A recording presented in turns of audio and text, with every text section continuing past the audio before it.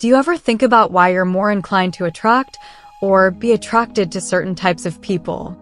Or why the people you have dated in the past were not compatible with you? As you thought love involves constant choice, commitment, and work, which all demand an intuitive understanding both of your partner and of yourself. Being intent on learning about attachment styles is not a box love up neatly into categories, nor does it mean you are stuck with one attachment style forever.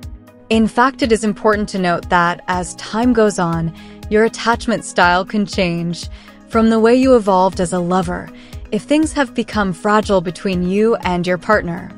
Realize that this is your chance to grow. So here are the 4 attachment styles in love. Welcome to Motivibes channel. First, I want to thank you for all your kind support. We are a team of dedicated and passionate individuals who come together every week with one goal in mind. We want to improve your habits, behaviors, and lifestyle to be a better version of yourself and live a more fulfilling life. We are self-funded and recently launched our channel. So if you enjoy our videos and find them meaningful, please subscribe to help us grow our channel.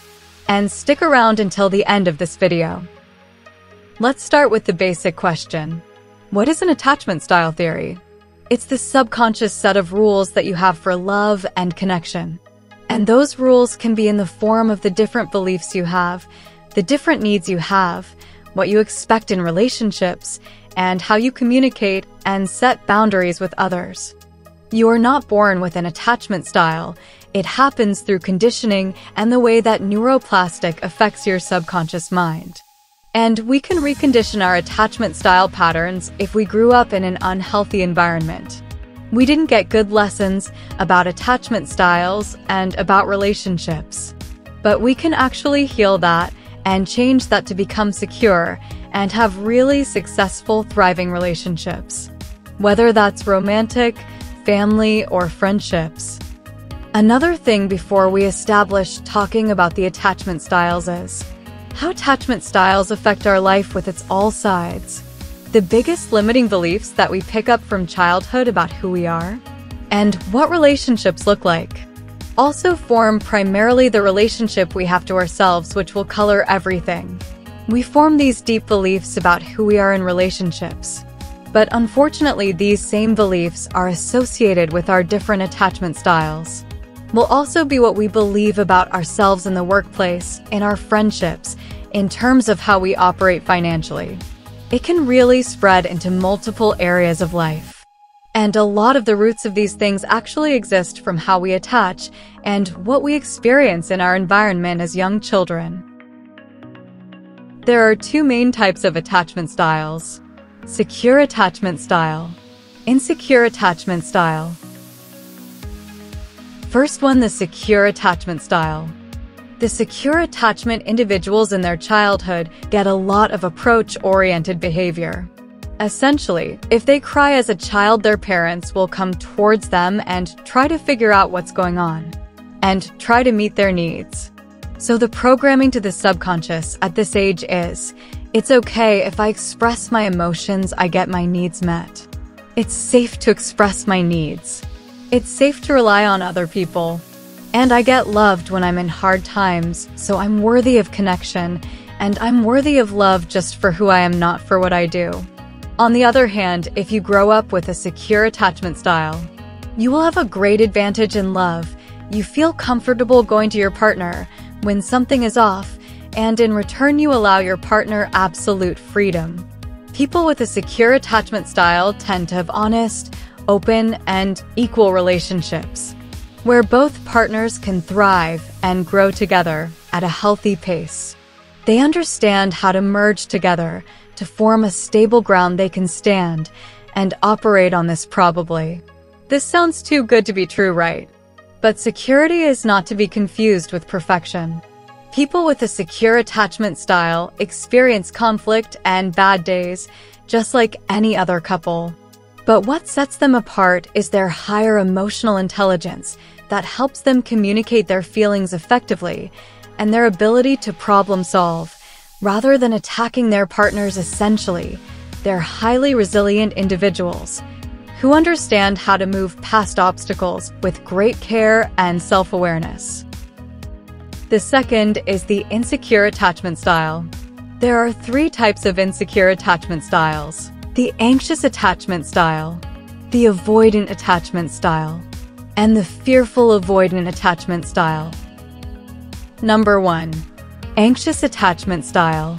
This individual essentially grows up with a lot of warmth and a lot of care from their caregivers, but a lot of inconsistency.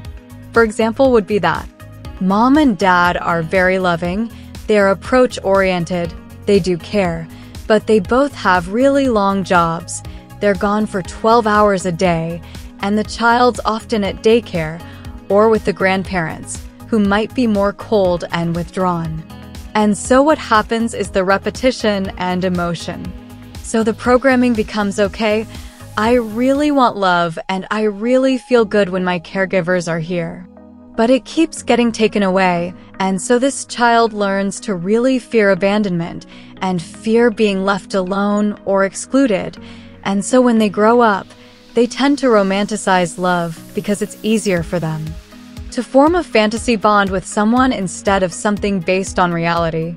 They are often attracted to partners they can save, or in some cases, those who can save them. People who have an anxious, preoccupied attachment style can be demanding, obsessive, and clingy. They're prone to overanalyzing situations, having mood swings, and often mistake turbulent relationships for passion.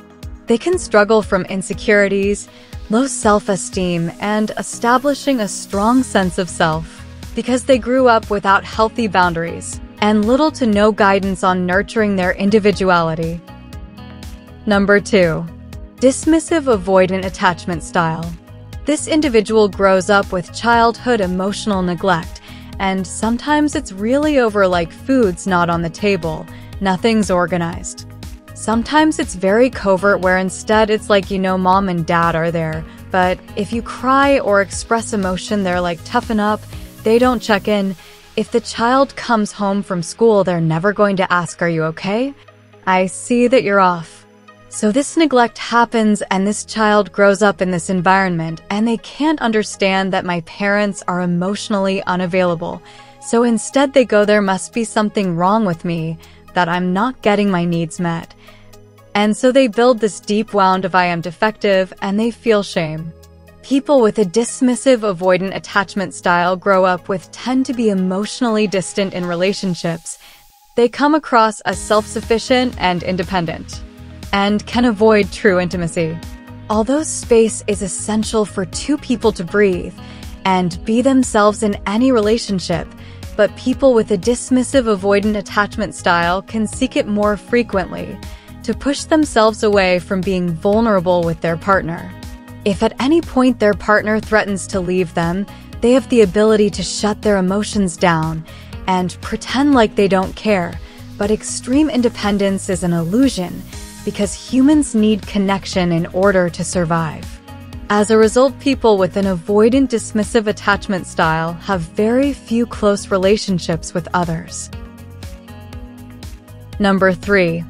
Fearful avoidant attachment style. They grow up in an environment where there is chronic chaos. For example, if there was a parent who's an alcoholic, let's say it's mom as an example. One day the child comes home from school and mom is drinking and she's in a really good mood and she's really loving. Another day the child comes home and she's drinking a lot, but now she's angry. She's an angry drunk. Another day she's sobering up. She's in a good mood. She feels guilty. Another day she's sobering up. She's going through withdrawal. She's in chaos. So it's like you never know what you're going to get. It can be bad divorce, parents fighting all the time, having a parent with narcissistic personality disorder. All these sorts of things where there's chaos and fighting, and you never know what you're going to get. So people with a fearful avoidant attachment style experience a delicate mixture fearing being both too close or too distant from their lover. They can be unpredictable and are often overwhelmed by their own emotions. They understand they have to approach others in order to find love. But when people get too close to them, they often hurt them. They fear being abandoned, but struggle with being confident in their partner and relying on them. They face a lot of inner conflict between wanting intimacy and resisting it. As a result, they usually experience many highs and lows in relationships. Cling to their partners when they feel rejected, and if not careful, can end up in abusive relationships. Similar to the dismissive avoidant attachment style, these individuals have very few close relationships with others. I hope that this video helped you to learn more about yourself, because accepting what your attachment style is and recognizing the work that comes with it can be life-changing and powerful. Please share your thoughts below with me. Which attachment style do you resonate with? And how has it affected your relationships?